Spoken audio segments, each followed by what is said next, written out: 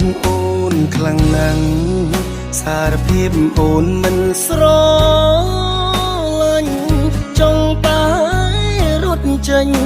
ឲ្យឆ្ងាយផុតពីលោកាលៀងស្នេហ៍យូរពេក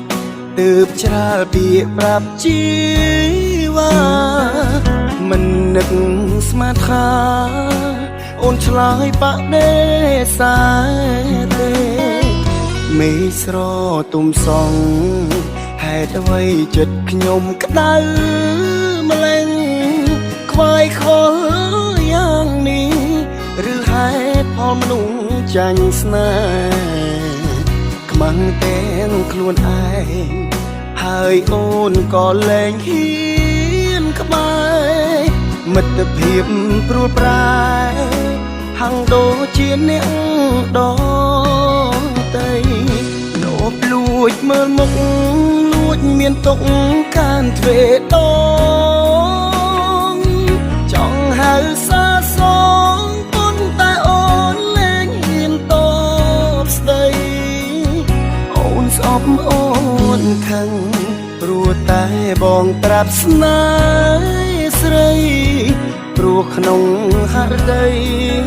ស្រីមិនចង់គិតរឿងស្នេហាបើសិនជាអាចកាត់អាយុបង10ឆ្នាំ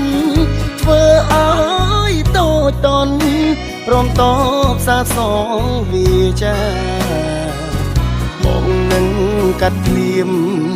មិនខ្លាចពាក្យសូន្យសង្ខាព្រោះលើលោកាជីវ៉ាមកស្នេហ៍ម្នាក់គត់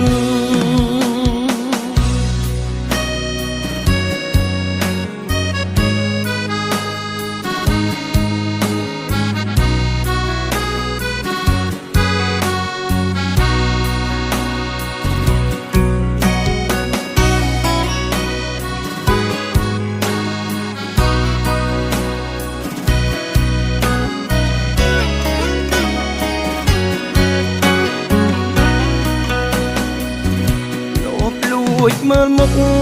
លួចមានទុកការទ្វេដងចង់ហៅសាស